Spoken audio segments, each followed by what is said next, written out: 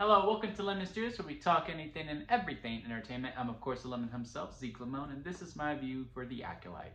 But before we get into that, let's get the house cleaning out of the way, shall we? I'm going to leave a like, comment below, let me know your thoughts on the Acolyte, and of course, hit that subscribe button as it helps me grow into my YouTube career. I would greatly appreciate it. Now, let's get into the review. So, the Acolyte, the latest Star Wars show to come out, takes place 100 years before the Skywalker saga. It is not related in whatsoever. We'll probably see some characters that we do know, like Yoda.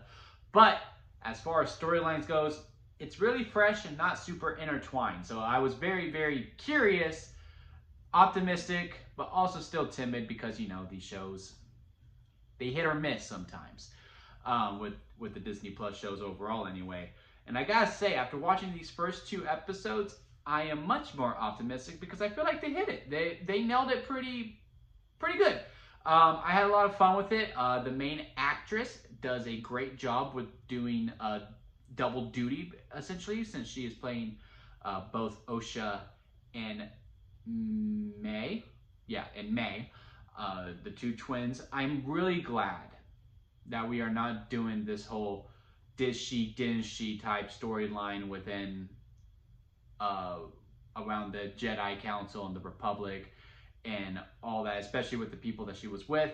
I'm glad they really nipped that in the second episode because it would have been really frustrating to experience all that. Like, I was already getting kind of frustrated with Jord, I believe is his name, the knight that picks her up to send her to jail. That he was like, well, you know, even if it was her twin sister, maybe they're working together, and like was just making all these accusations. I was like, dude, just shut up. Like he was very frustrating me throughout these first couple episodes because also like I don't know why he didn't just take her personally. She's under investigation for possibly killing a Jedi. You don't put her on the ship with the droids. You take her personally. But anyway, that's just a minor nitpick. But yeah, I'm glad we're not doing that storyline. I'm glad everyone is very much in the aware, not just the characters that we know, but all the Jedi overall is like, okay, the sister is still alive. And I'm more curious about the mystery that we are going to unfold as we go. I'm hoping later on down, it probably won't be till like episode 7, let's be honest, which is week 5, that we see what happened on that night when Osha and Mia both assumed one or the other had died.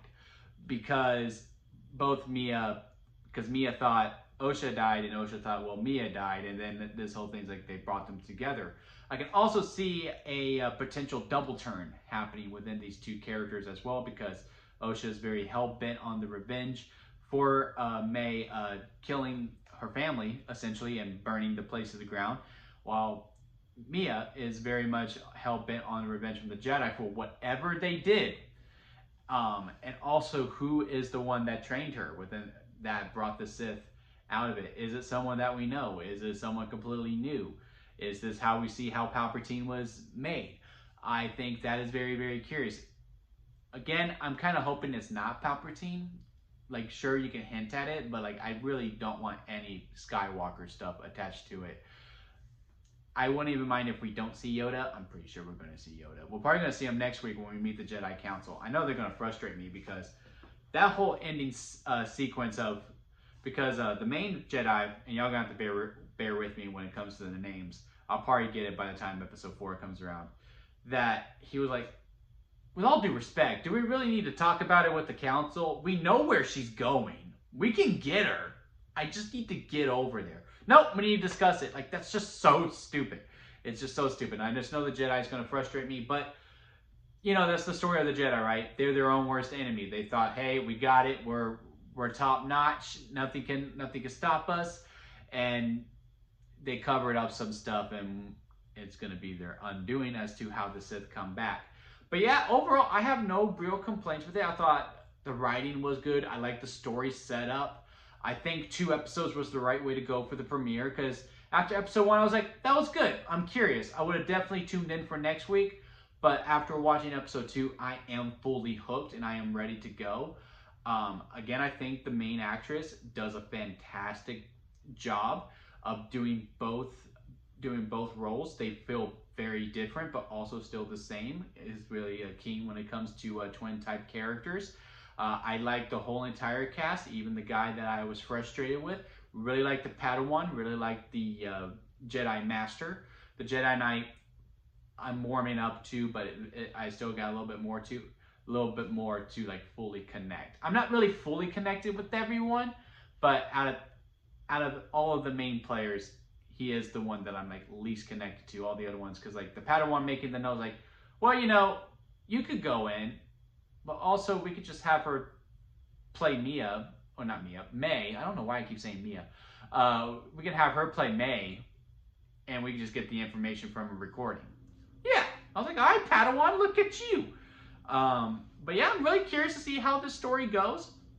After 2 weeks, well, not 2 weeks, 2 episodes, I'm in. I'm fully locked in. I'm ready to go. It's just gonna really see how this finale goes, which is why I haven't been doing weekly episodes, because I always get super excited. And then we get to the finale, or the last few episodes, I'm just like, oh crap, we're losing it. We're losing it, guys. And then it crumbles a little bit. So we will see. We will see. And I do think the episodes get a little bit shorter too, which also doesn't excite me that much as well. But yeah, leave a comment below. Let me know your thoughts on the Acolyte. If you're enjoying it as much as I am. Again, I really don't have much complaints whatsoever. I thought everything really hit very, very well. Every episode was the right amount of time for me.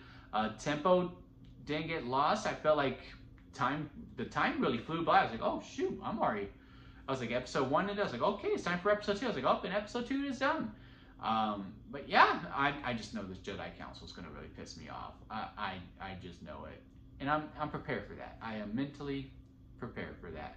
But yeah, comment below, let me know your thoughts on it. Again, hit that subscribe button as it does help me to my YouTube career. I would greatly appreciate that. We're going to be going on this whole journey together. We also got House of the Dragon and The Boys Season 4.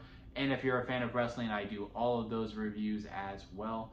Got a lot here coming onto the channel. So yeah, hit that subscribe button. And I hope y'all join me for the ride. I'll see y'all next time.